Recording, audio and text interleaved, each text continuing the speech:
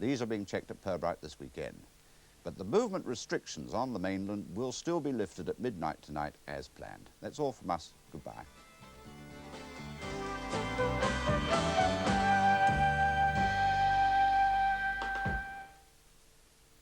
And now the weather for farmers from Jim Bacon. Good afternoon to you all. This chart certainly has got a very familiar look to it, with high pressure close by, really dominating the weather, as it has done for much of this week, really. The northern part of the country, a dry afternoon to come. Fairly cloudy in many areas, particularly in the east, where the winds are coming in across the North Sea there, but most places, as I said, staying dry. The best of the sunshine being where the cloud is more broken in sheltered western parts.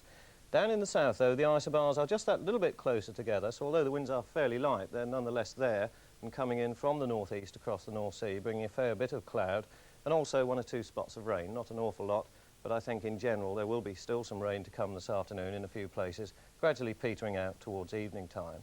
And then for tonight, well, change is fairly slow, the high drifting a little bit further eastwards, dry weather for northern areas, clear skies in some places, going to mean a touch of frost, despite temperatures getting up fairly well by day. In the south, staying rather cloudy and perhaps misty at times down near those southeastern coasts. And thinking further ahead, well, we've got to look a little bit further away, really, because down to the southwest, a long way off at the moment, another area of low pressure that will be edging slowly northwards, bringing some fronts towards the southern part of the country before they finally move away across the northern part of Europe. The high at the same time will move eastwards and leave a ridge across northern areas, so predominantly dry weather left for the north of the country. But this front will, as I say, bring some rain, but also bring the winds round more to the southeast, which is going to mean the weather getting just a little bit warmer as time goes on. Later on, though, we're going to find some fronts behind me here coming along, and that will be towards next weekend. The chart becoming a little bit more changeable looking, lows coming closer towards us, the high far enough away to the east by then for those fronts to reach towards Scotland and Northern Ireland, bringing some rain from time to time. But the ridge still left over central parts, so it's there where the driest weather will be throughout the week. And indeed, if we look at the chart for the middle of the week, I think you'll agree the high pressure still showing up there just to the east. You can see also, as I said, the isobars becoming rather more southeasterly in direction, so that means that we're going to find less cloud coming in from the North Sea. Winds a little bit stronger as well, not all that strong really compared to the winds that we had in the previous few weeks with very deep depressions around us, but certainly the change in direction is the important thing.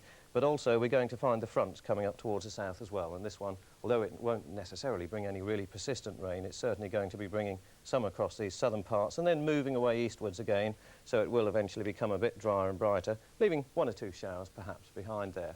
Northern areas staying basically dry for most of the week really. There'll be some sunshine in the east, still though with that easterly wind, so a bit of cloud around at times. The best of the sunshine throughout the week probably being up in northwestern parts, but later on in the week, as I said, that cold front coming along and perhaps further fronts behind that, bringing yet more unsettled weather, perhaps some more rain coming along towards Northern Ireland and Scotland. That's all from me. I'll leave you with a summary chart.